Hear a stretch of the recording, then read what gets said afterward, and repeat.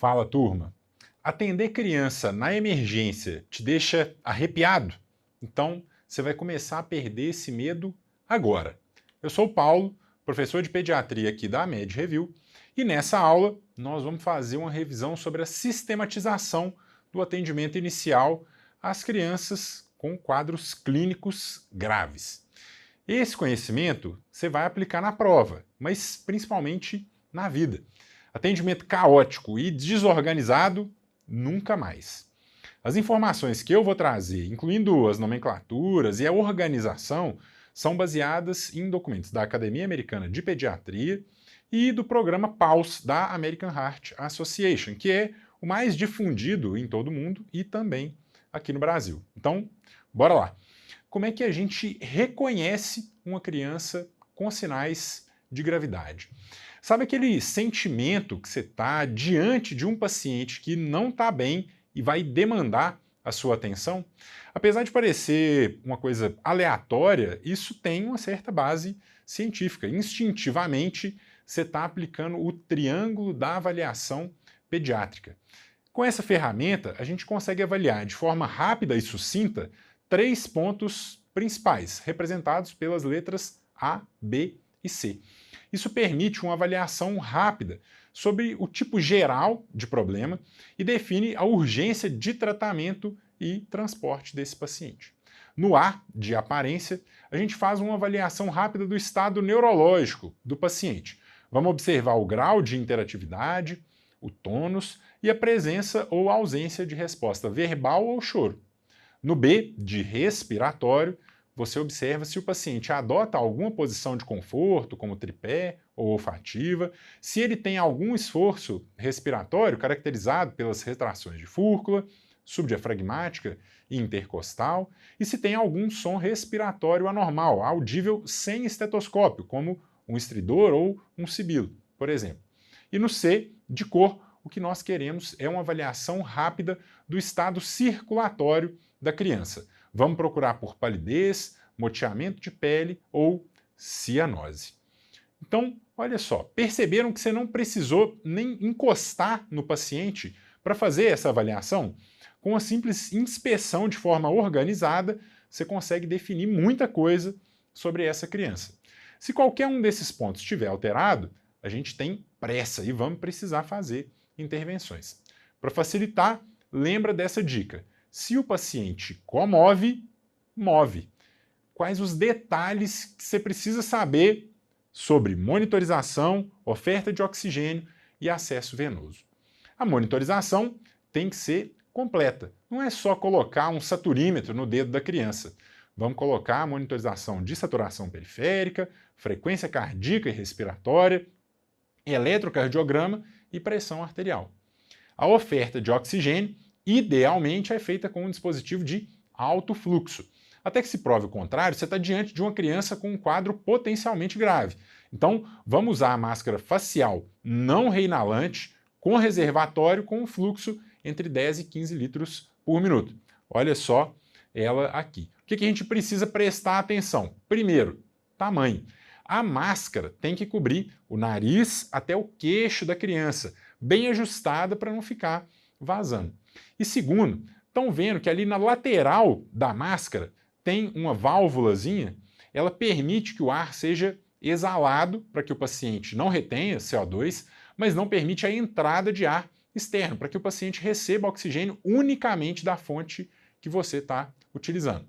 E terceiro, dispositivo que tem saco, fica de saco cheio. Ele não pode ficar murcho igual está aqui não. Esse reservatório precisa estar inflado. Um outro detalhe técnico.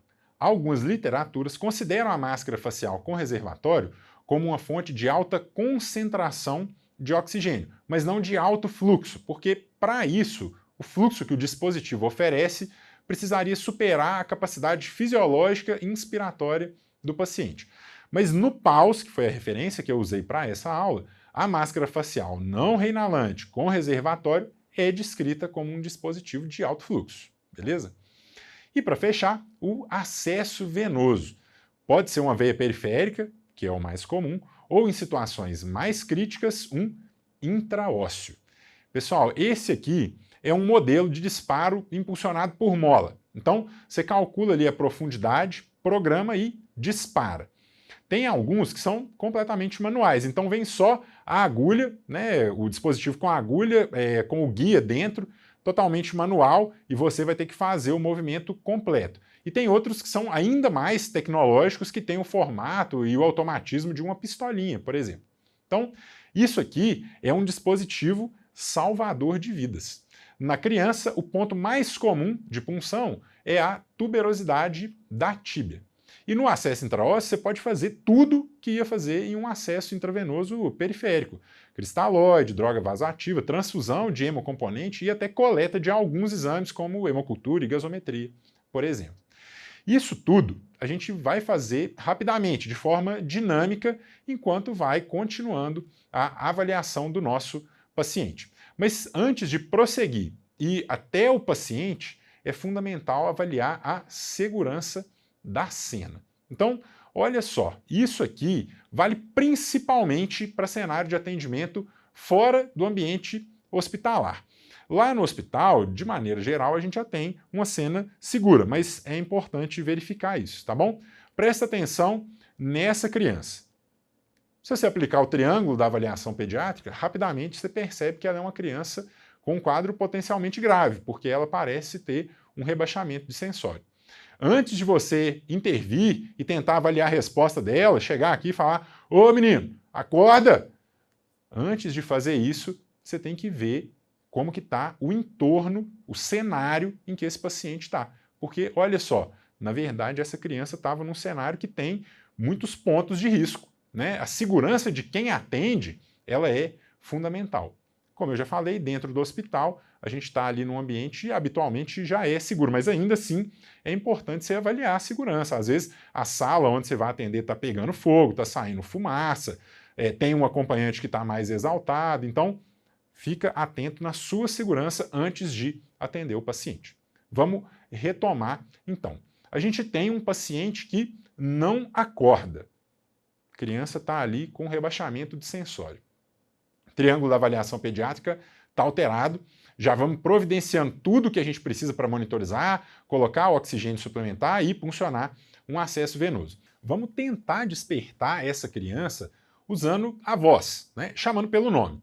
Se a gente souber o nome da criança. Se a gente não souber, você vai chamar ele de forma genérica, né? Ou menino, ou amiguinho, né? E vai tocar no ombro com um estímulo vigoroso. Nos bebês, uma forma de estímulo é dar alguns tapinhas na sola do pé, porque ele tem mais sensibilidade nessa região. Se de fato a criança não desperta, a gente precisa ver se ele respira, observando o movimento da caixa torácica e do abdômen e também tentando ouvir se tem fluxo de ar na boca e nas narinas. Se ele respira, ufa, ótimo. A gente vai prosseguir com a avaliação primária. E nela a gente vai verificar 5 itens. O A de via aérea, o B de respiração, o C de circulatório, o D de disability ou neurológico do paciente e o E de exposição. Então, grava essa sequência aqui, porque é ela que você vai fazer na avaliação primária. Na letra A, é fundamental avaliar a patência da via aérea. Então, você vai ver se a criança tem movimento de tórax e abdômen, se ela fala, se ela chora, ou se ela tem estridor e se tem fluxo de ar no nariz e na boca. Também é fundamental verificar o posicionamento desse paciente. Então, olha só esse bebezinho aqui, né? O pescoço está fletido, a via aérea dele está completamente obstruída. Se a gente colocar um coxinha atrás dos ombros, olha só como que a via aérea desse paciente está completamente aberta agora. Isso facilita muito o nosso atendimento. No lactente, o occipito é muito proeminente. Então, se a gente colocar o coxinha atrás da cabeça, ele vai empurrar ainda mais a cabeça do bebê para frente e vai fechar essa via aérea. À medida que o paciente cresce, se desenvolve, a proporção da cabeça em relação ao tórax diminui e o coxim pode ser posicionado atrás da região occipital. O cuidado que a gente tem que ter é para não estender excessivamente a cabeça, porque uma hiperextensão também pode fechar a via aérea da criança. Outra forma de abrir a via aérea, de posicionar a via aérea da criança, são as manobras de elevação do queixo com extensão da cabeça, como está do lado de lá, ou então a gente, se tiver alguma preocupação com a lesão de coluna cervical, por exemplo, a gente pode usar a elevação do ângulo da mandíbula, sem movimentar o pescoço, como está nessa imagem aqui. Para desobstruir as narinas, a gente precisa fazer a boa e velha lavagem nasal e, em alguns casos, a gente pode precisar também aspirar a secreção. Na letra B, vamos avaliar frequência respiratória, saturação de oxigênio, ausculta pulmonar, expansibilidade torácica e sinais de esforço respiratório. Inicialmente, a distinção das alterações aqui vai de um desconforto respiratório, em que o paciente pode apresentar taquipneia, esforço respiratório, hipoxemia leves, passando pela insuficiência respiratória, em que a taquipneia e o esforço se intensificam, a repercussão do acometimento respiratório sobre o quadro neurológico e cardiovascular, com prostração, sonolência, taquicardia importante, incapacidade de manter saturação adequada, mesmo com a oferta de oxigênio suplementar. E chegando aí até a falência respiratória, quando o paciente passa a apresentar bradipneia, bradicardia, incapacidade de manter as vias aéreas pérvias em um estado que é pré-parada cardiorrespiratória. O objetivo inicial é determinar um diagnóstico sindrômico, diferenciando entre obstrução de via aérea superior, obstrução de via aérea inferior, doença do parênquima ou disfunção central neuromuscular da respiração. A identificação do diagnóstico específico, a determinação da conduta direcionada, vão depender dos achados da avaliação primária e da história que nós vamos colher lá na avaliação secundária. Partindo para o C, eu gosto de usar a figura da bailarina para poder exemplificar.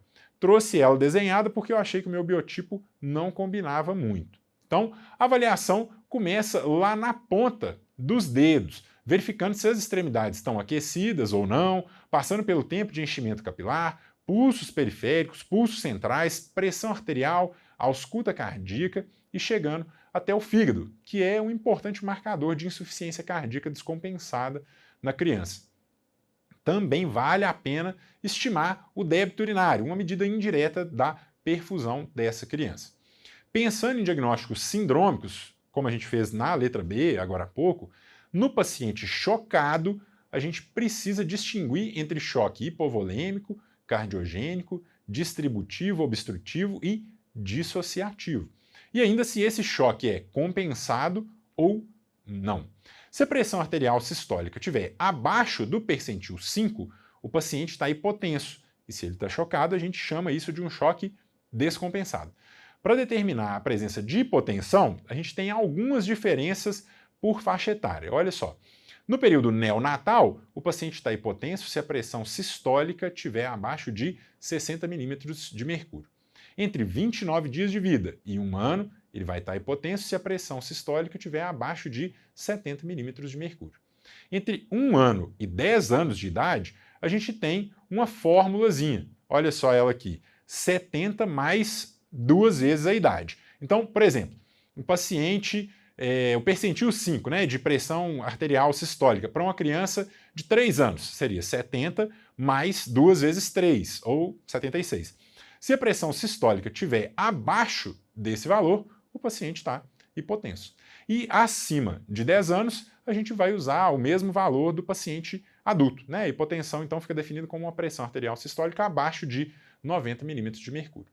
Na letra D, a gente vai avaliar a resposta do paciente usando a escala de coma de Glasgow ou uma adaptação dela, que é a escala AVDI, ou seja, se esse paciente está acordado, se ele desperta a voz, se ele desperta ao estímulo doloroso ou se ele está irresponsivo.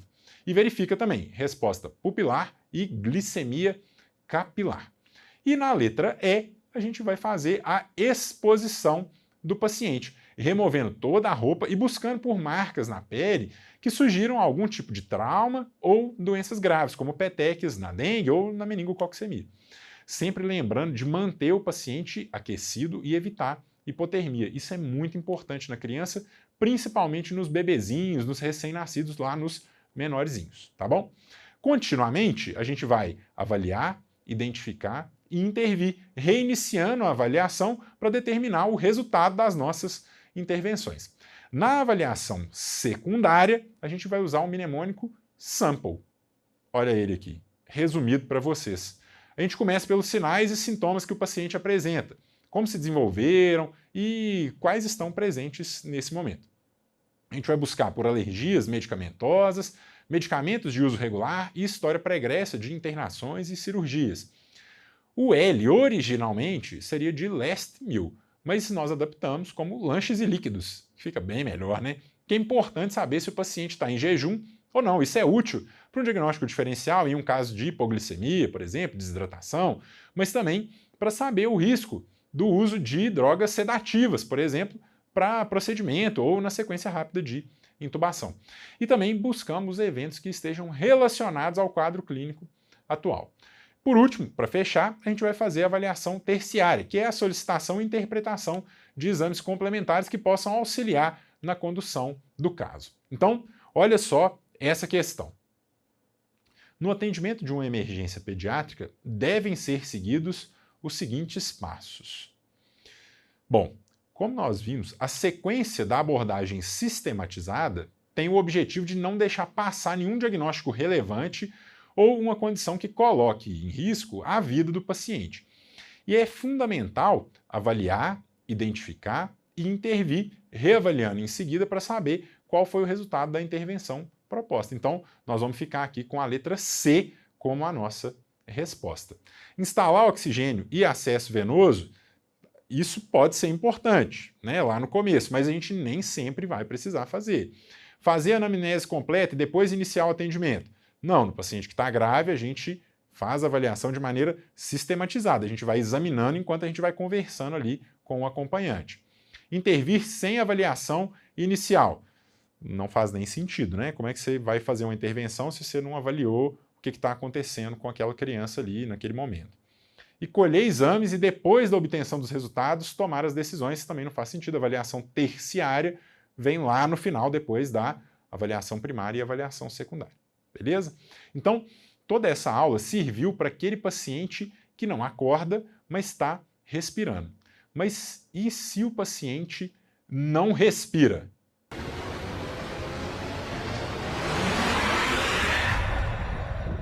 Pausa estratégica aqui, pessoal. Deixa eu contar um segredinho aqui para vocês. Você aprende mais rápido com a Med Review porque a gente não ensina como todo mundo. Aqui tem neurociência aplicada, didática refinada e aulas feitas para você entender de verdade os conteúdos, sem enrolação. E o resultado disso? Você aprende mais, guarda mais e chega mais preparado para as provas. E se você quer continuar os seus estudos com a Med Review, clica aqui no link da descrição ou aponta a câmera do celular para o QR Code que vai aparecer na sua tela. E claro, não se esquece de se inscrever aqui no nosso canal do YouTube, ativar o sininho para você não perder nenhum conteúdo. E falando nisso, vamos voltar para a aula. Parada cardiorrespiratória na criança. Cenário dramático, estresse absurdo. Mas você precisa estar preparado para lidar com isso. Se acontecer no seu plantão, não tem jeito. E se cair na sua prova, você também precisa saber todos os detalhes. E não tem nenhum momento mais próximo do papel de um super-herói do que esse. A vida de uma criança está nas suas mãos. Então, vamos lá. Para essa aula, eu usei os conceitos e a organização do programa PAUS, da American Heart Association. Na aula de abordagem sistematizada ao paciente pediátrico gravemente enfermo, nós vimos que a avaliação organizada da criança em uma situação de emergência é fundamental para que a gente tome as melhores decisões. Lembram do nosso paciente que não acordava e não respirava? Então, o nosso próximo passo é checar o pulso central dessa criança. Nos bebês, ou seja, nos menores de 1 ano, nós vamos usar o pulso braquial. Turma, quando você tiver a oportunidade de olhar para um bebê menor do que 1 ano, presta atenção, ele não tem pescoço. Ah, Paulo, todo bebê tem deficiência congênita de pescoço?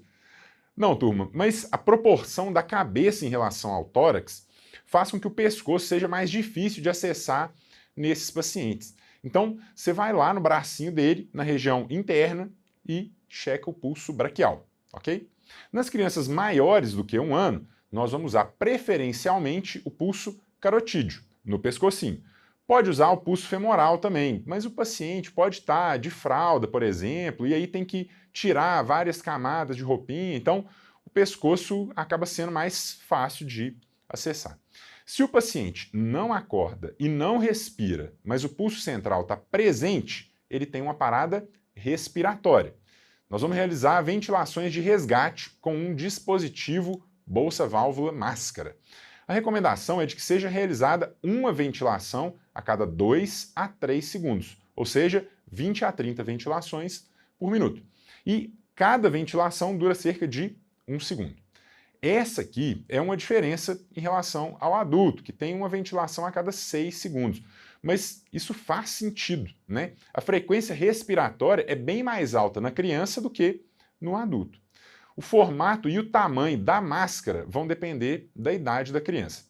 Nos pacientes menores do que 1 ano ou com menos do que 10 quilos, a gente vai usar a máscara com formato circular, cobrindo completamente o nariz e a boca. E nos pacientes maiores do que 1 ano ou maiores do que 10 quilos, a máscara triangular, também cobrindo o nariz e a boca completamente, fazendo uma boa vedação.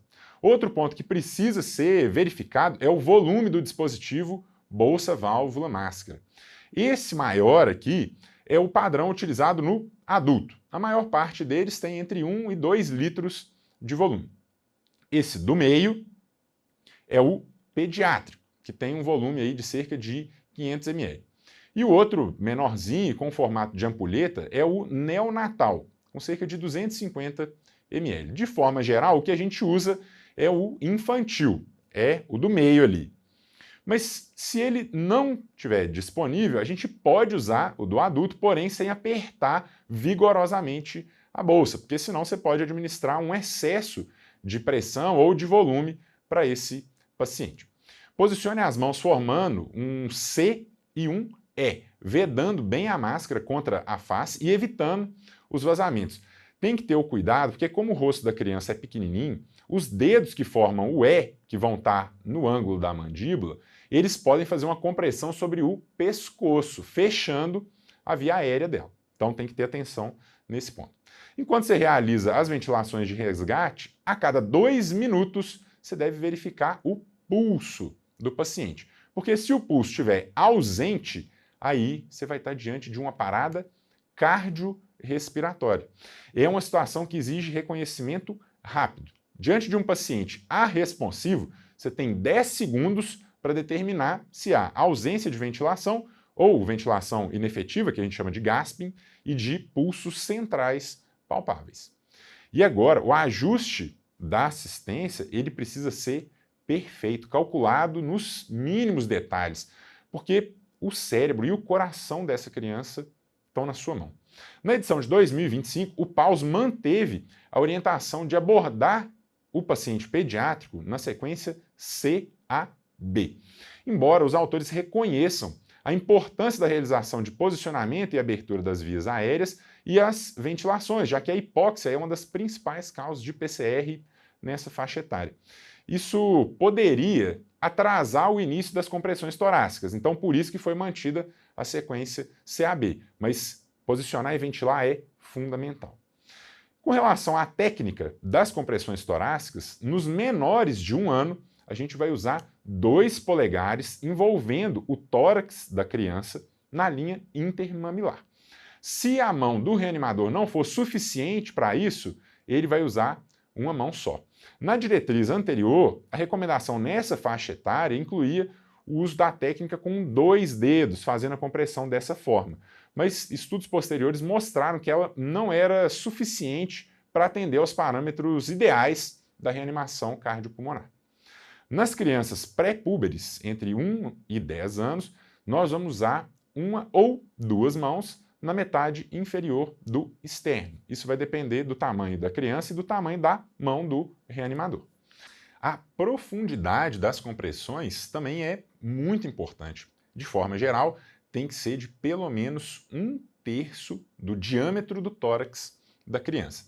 O que muda é que nos bebês isso tem cerca de 4 centímetros e nas crianças 5 centímetros. E é fundamental permitir o retorno completo do tórax, porque as câmaras cardíacas precisam se encher novamente antes que uma próxima compressão envie sangue para a circulação pulmonar e sistêmica e também para as coronárias. Não vai esmagar o tórax da criança e ficar segurando lá. Não adianta também comprimir rápido demais e nem muito devagar. A gente tem que fazer aí 100 a 120 compressões por minuto. Essa é a nossa faixa de referência. O pessoal gosta muito de usar músicas que tenham uma batida que ajuda a lembrar essa frequência. Mas uma forma mais objetiva de garantir que ela vai ser cumprida é ter um metrônomo que você consegue ajustar para manter o ritmo certo. Hoje em dia tem vários aplicativos de telefone que podem te ajudar nisso. A cada 2 minutos, a gente vai realizar o revezamento de quem está fazendo as compressões, porque compressão torácica é uma atividade cansativa e o esgotamento físico reduz a qualidade das compressões. Em relação à ventilação, se tem só uma pessoa prestando socorro ao paciente, a relação é de 2 ventilações para cada 30 compressões. Se 2 ou mais pessoas estão realizando a RCP, essa proporção muda para 2 ventilações a cada 15 compressões.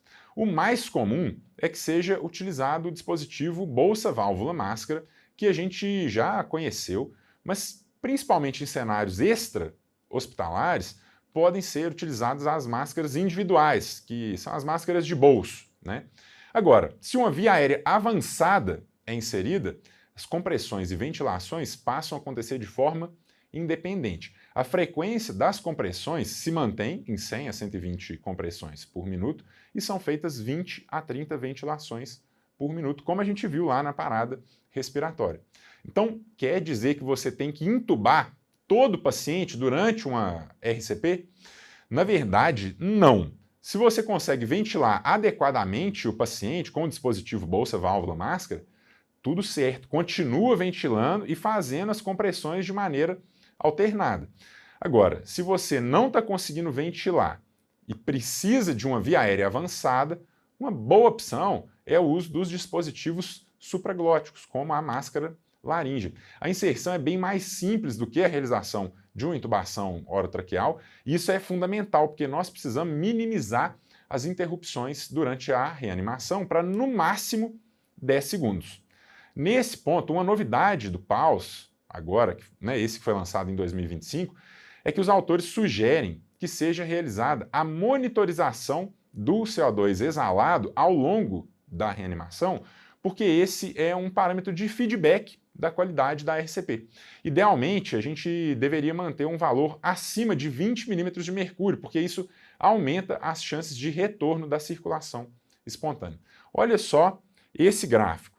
Ele demonstra como, depois de algum tempo, o paciente atingiu o retorno da circulação espontânea, que é marcado por esse ponto em que acontece um aumento substancial, abrupto, do CO2 exalado medido. O que a gente viu até aqui, você vai fazer em qualquer criança com uma parada cardiorrespiratória. Mas nós temos uma divisão muito importante aqui, que é entre ritmos não chocáveis e ritmos chocáveis. Os ritmos não chocáveis, que são a maior parte das paradas cardiorrespiratórias na faixa etária pediátrica, são decorrentes da progressão de insuficiência respiratória e choque circulatório. A deterioração desses quadros leva à assistolia e à ESP. Na assistolia, aparece uma linha reta no monitor. A gente precisa lembrar sempre de fazer o protocolo da cagada. A gente vai verificar cabos, ganho e derivação.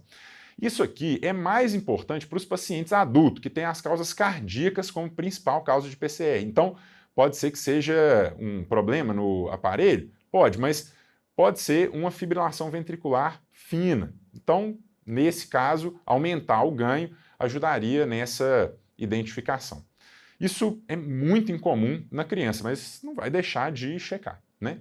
Na ESP, o monitor mostra um ritmo organizado, lento, porém o paciente não tem pulso. qual que é a sequência de condutas corretas no atendimento aos quadros de parada em assistolia e AESP. Além das compressões e ventilações de alta qualidade, é fundamental que seja administrada a adrenalina. A ação dessa droga sobre os receptores alfa-adrenérgicos promove vasoconstrição coronariana, o que favorece a perfusão miocárdica e aumenta as chances de retorno da circulação espontânea. A orientação do PAUS é de que ela seja aplicada o mais rápido possível. Então, olha só, até a edição de 2020, a orientação era de que fosse assim, administração imediata, com um limite de até 5 minutos. Mas alguns estudos evidenciaram que a administração em até 3 minutos trouxe desfechos mais favoráveis. Então, na edição de 2025, os autores não colocaram um limite de tempo, mas idealmente a gente vai aplicar no tempo mais curto possível. A dose é de 0,01 mg por quilo, quando administrada por via endovenosa ou no acesso intraósseo. Pode ser feita uma dose no tubo endotraqueal, mas aí ela é 10 vezes maior, 0,1 mg por quilo. A cada 3 a 5 minutos, a gente vai repetir a administração da adrenalina. Então, considerando que a cada 2 minutos troca quem está comprimindo, nos ritmos não chocáveis, é possível marcar que em um ciclo de compressão vai ser administrada adrenalina e no seguinte, não. E tem que lembrar dos Hs e Ts, que são as principais causas de parada em ritmo não chocável. Os principais Hs da faixa etária pediátrica, como a gente já viu, são hipóxia e hipovolemia. Mas ainda tem hipoglicemia, que não está lá nos Hs do ACLS, hipotermia, hipo ou hipercalemia e acidose, que é o acúmulo de H+. E os T são pneumotórax, tamponamento cardíaco, trombose coronariana, tromboembolismo pulmonar e intoxicações. Já no caso dos ritmos chocáveis, que são muito mais frequentes nos adultos do que nas crianças, como eu já falei, a PCR ocorre habitualmente de forma súbita. Na criança, os principais cenários em que isso acontece são cardiopatias congênitas, miocardite ou intoxicações, por exemplo. Aqui, os ritmos são a fibrilação ventricular e a taquicardia ventricular sem pulso. Na fibrilação ventricular, nós temos esse ritmo completamente desorganizado. Na taquicardia ventricular sem pulso, existe alguma organização, mas o QRS está bem alargado e, como o próprio nome diz, o paciente não tem pulso. A abordagem correta aqui envolve a RCP de alta qualidade, como a gente já viu antes, e é importante iniciar a terapia elétrica com desfibrilação o mais rápido possível. Verifica se o ponteiro do desfibrilador manual está apontado, de fato, para a opção desfibrilar, e para o primeiro choque, a gente vai usar a carga de 2 joules por quilo de peso. Não esquece do gel condutor para melhorar a condução da corrente elétrica e evitar queimaduras na pele da criança. E lembra sempre de checar se você mesmo ou alguém da equipe assistencial estão tocando o paciente ou a maca, e também tem que lembrar de tirar a fonte de oxigênio antes de aplicar o choque, porque uma faísca nessa condição pode provocar uma explosão. No segundo choque, 4 joules por quilo. E se forem necessários choques adicionais, a gente aumenta até um máximo de 10 joules por quilo, ou então usamos as mesmas cargas que são feitas nos pacientes adultos, como vocês já viram lá na aula da clínica médica. Vamos usar as PAs pediátricas para pacientes menores do que 1 ano ou menores do que 10 quilos. A American Heart Association orientou, nesse último PAUS, que é preferível usar as PAs adesivas, posicionadas na frente e no dorso da criança, porque isso reduz o tempo de interrupção das compressões e ventilações no momento de aplicar o choque. Com o DEA, ou se você tem disponíveis as PAs adesivas no seu departamento de emergência, isso pode ser razoável. Mas no ambiente intra-hospitalar, usando o desfibrilador manual, é muito difícil posicionar uma pá na frente e outra nas costas, né? Então, elas vão ser posicionadas como no paciente adulto, se o tórax do paciente permitir. Agora, se você não tem PAs pediátricas e vai usar as PAs de adulto e o tórax da criança for pequeno, aí você vai ter que colocar uma pá na frente e a outra atrás mesmo, não tem jeito.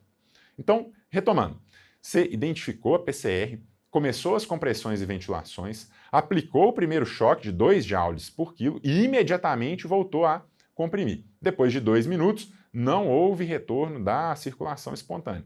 Você vai aplicar um novo choque, dessa vez com 4 joules por quilo, e vai voltar a realizar as compressões e ventilações. E aí, finalmente, então, após o segundo choque, vai aplicar a adrenalina. A dose e as vias de administração são idênticas ao que eu já falei no caso de assistolia e AESP agora há pouco. No próximo ciclo, você vai aplicar novamente o choque, aumentando a carga até um máximo de 10 joules por quilo. E só depois disso você vai considerar aplicar a amiodarona ou lidocaína. A amiodarona é feita na dose de 5 mg por quilo e a gente pode administrar um total de 3 doses. A lidocaína, a gente faz uma dose de ataque na dose de 1 mg por quilo. Outras drogas, como bicarbonato de sódio e cálcio, não são recomendados de rotina. E eu acho muito improvável que alguma banca cobre as indicações para o uso delas na parada cardiorrespiratória pediátrica, porque isso realmente é muito pouco frequente. Lembrando que para aplicar tanto adrenalina quanto a amiodarona ou lidocaína, outras drogas também, a gente não deve interromper as compressões e ventilações. Olha só esse fluxograma que define aí essas duas vias que a gente tem agora, que a gente viu em detalhes até esse momento da aula. O primeiro passo é reconhecer e imediatamente intervir realizando compressões e ventilações, monitorização, além de punção de um acesso.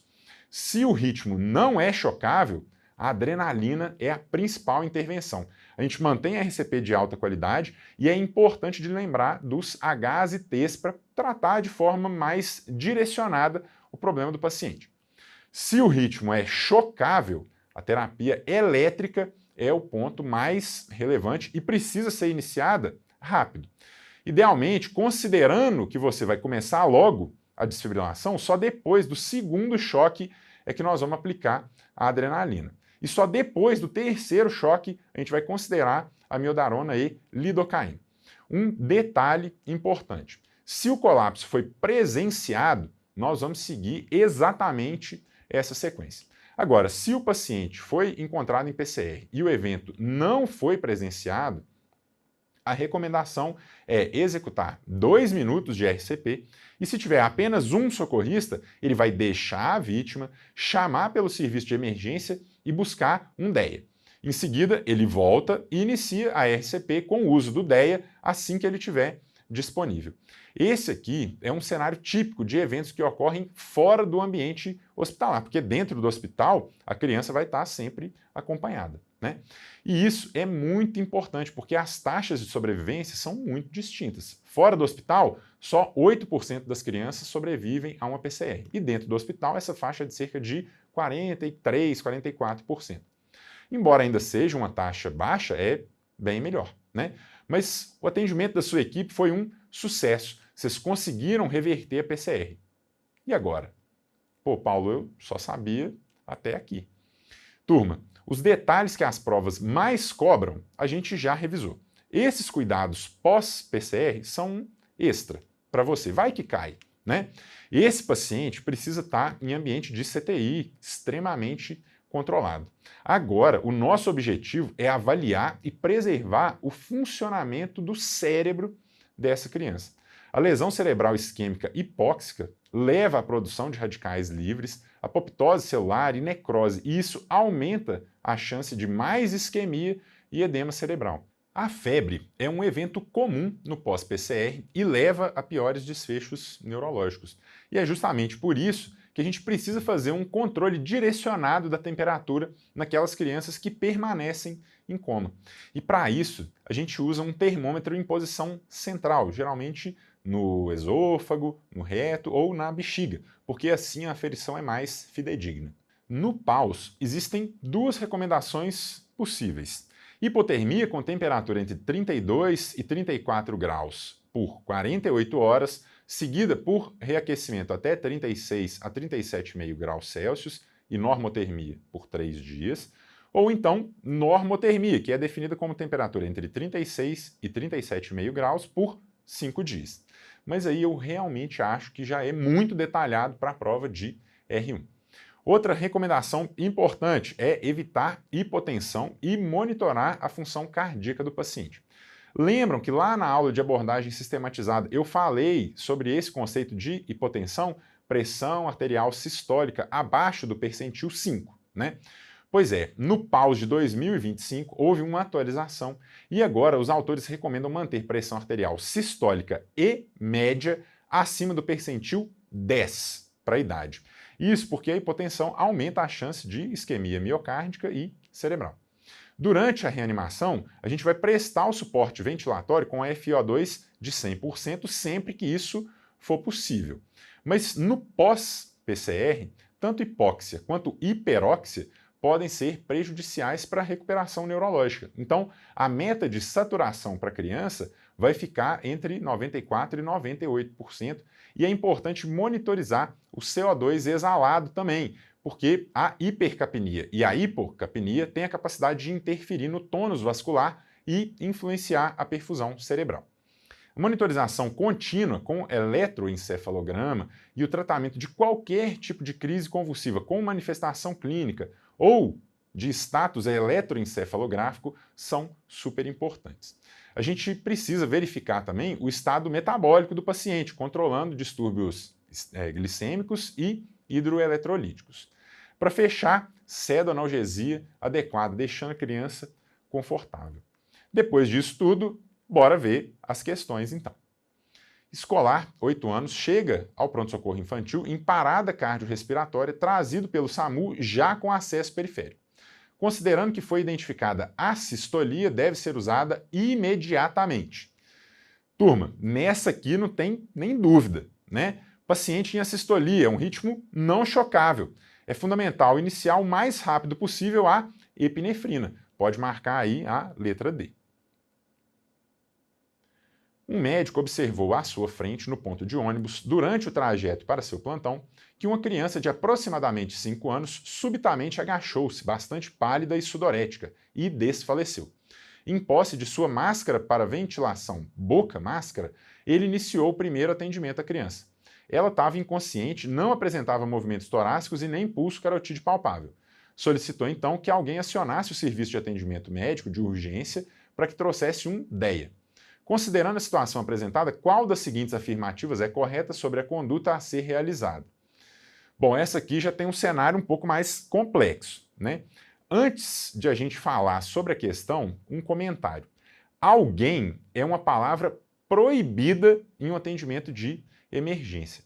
A comunicação precisa ser efetiva e em alça fechada, ou seja, se você precisa de algo, vai pedir de uma forma direcionada a uma pessoa e ela vai te dar retorno dizendo se sente confortável para realizar aquela tarefa e vai confirmar quando ela tiver sido executada.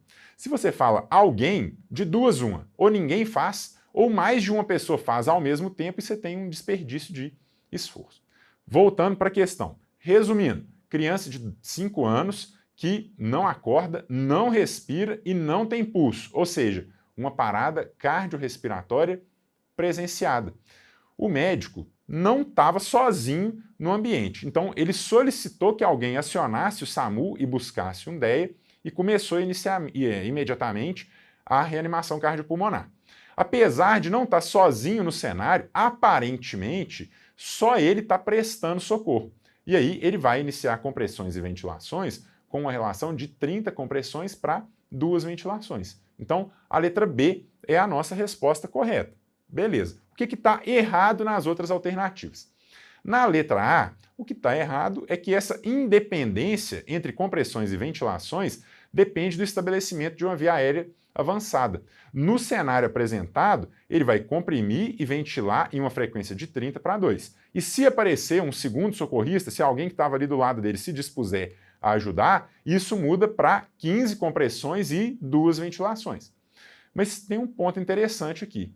Ele poderia realizar as compressões continuamente se não tivesse um dispositivo que permitisse que ele fizesse as ventilações com a máscara de bolso que ele tinha. A segurança do socorrista é prioridade. Fazer ventilação boca a boca não é recomendado se a pessoa que você está assistindo é um desconhecido, embora o PAUS reforce que o ideal é sempre realizar as ventilações na criança em PCR, considerando que a hipóxia é a principal causa de parada nessa faixa etária. Na letra C, a frequência das compressões está errada. Lembra que ela tem que ficar entre 100 e 120 compressões por minuto. Na letra D, as compressões torácicas têm que ser feitas com profundidade de cerca de 5 centímetros nessa idade. E na letra E, o que está errado é que depois que o DEA chega e é instalado, assim que ele dá a ordem, a gente interrompe as compressões e ventilações e deixa o DEA analisar o ritmo e recomendar ou não o choque. Beleza? Apesar do aumento da sobrevivência e de bons resultados neurológicos após ressuscitação cardiorrespiratória na faixa etária pediátrica, as taxas de sobrevivência em pacientes vítimas de paradas cardíacas extra-hospitalares ainda permanecem deficientes. Diante disso, a American Heart Association, em 2020, fez algumas atualizações nas suas diretrizes. Em relação à ressuscitação cardiorrespiratória, qual das alternativas abaixo não está de acordo com as diretrizes 2020 da AHA? Bom, para fechar com chave de ouro, vamos para essa última questão, analisando cada afirmativo. Como vocês podem perceber, no enunciado, o autor fez referência ao PAUS de 2020, que já foi substituído pelo PAUS 2025. Mas eu resolvi trazer ela porque tem coisas boas que a gente pode tirar daqui. Lembrando que ela queria a alternativa errada, ok? Então, vamos ler cada uma das alternativas aqui, beleza? A taxa de ventilação assistida recomendada foi aumentada para uma ventilação a cada 2 a 3 segundos, 20 a 30 ventilações por minuto, para todos os casos de ressuscitação pediátrica. Turma, letra A está perfeita, né? Essa foi uma atualização que a edição do PAUS de 2020 trouxe em relação à anterior, que orientava uma ventilação igual à do paciente adulto, e com essa nova orientação, isso melhorou a assistência e foi mantido na diretriz de 2025, beleza? Na ressuscitação cardiorrespiratória por overdose de opioides, a administração de naloxona deve ser retardada, escolhendo o momento mais apropriado e sendo realizada por profissional médico em ambiente de cuidados intensivos. Se nós suspeitamos de uma intoxicação por opioide, é fundamental realizar a aplicação do naloxone o mais rápido possível, dentro da sequência da reanimação cardiopulmonar. Na nova edição do PAUS, inclusive, essa foi uma novidade. Os autores recomendam que haja disponibilidade de naloxone não só para profissionais de saúde, mas também para leigos, considerando o potencial de gravidade das intoxicações por opioides. Então, essa aqui era a resposta da nossa questão. Isso aqui está errado. O acesso vascular deve ser obtido e para os pacientes com acessos arteriais está recomendado utilizar o feedback da mensuração contínua da pressão arterial, pois pode melhorar a qualidade da ressuscitação. Turma, não falei isso aqui na aula porque essa questão está mais bem estabelecida para o público adulto. Porém, a última edição do PAUS trouxe essa recomendação formal como uma novidade. Quer dizer que a gente precisa puncionar uma PIA em toda RCP? De jeito nenhum, né? Mas se a PCR ocorre em um paciente que já tinha monitorização de pressão arterial invasiva, nós podemos usar essa medida como um feedback da qualidade da RCP. Para os bebês, a gente idealmente deve manter a pressão diastólica acima de 25 milímetros de mercúrio e nos maiores de 1 ano acima de 30 milímetros de mercúrio, ok? Para maximizar os bons resultados, a epinefrina deve ser administrada o quanto antes, sendo o ideal em até 5 minutos depois do início da parada devido a um ritmo não chocável, a sistolia e a ESP. A letra D também estava correta na época em que essa questão foi publicada e eu falei sobre isso durante a aula. A adrenalina é importante e precisa ser feita rapidamente na assistência a ritmos de parada não chocáveis. Até a edição de 2020, esse tempo era de 5 minutos. Ele era colocado como uma referência. A partir da edição de 2025, o texto coloca que a administração deve ser feita o mais breve possível. Então, atualmente, ela também teria um ponto de equívoco, mas eu achei válido manter porque essa questão era bem rica em detalhes. Turma, fim da nossa aula. Então, avalia esse conteúdo aí, dá o seu feedback sobre como essa aula te ajudou e se você tiver alguma sugestão ou crítica, isso vai ser muito valioso para que a gente continue a construir um material bem robusto que vai te levar à aprovação. Eu te vejo numa próxima aula. Até lá! Se uma aula já te fez entender tudo isso com facilidade, imagina um cronograma completo, desse jeitinho, até a sua prova. No Extensively da Med Review você tem uma didática afiada, com base em neurociência, aulas diretas, sem enrolação, um Keybank comentado com milhares de questões, milhares de flashcards inteligentes, e-books, tudo isso com um preço acessível e justo. Quer estudar com a Med Review? Clica aqui no link da descrição ou então escaneia o QR Code que está aparecendo aí na sua tela. E claro, se você ainda não se inscreveu aqui no nosso YouTube, tá esperando o quê, cara? Se inscreve, ativa o sininho e vem pra Med Review.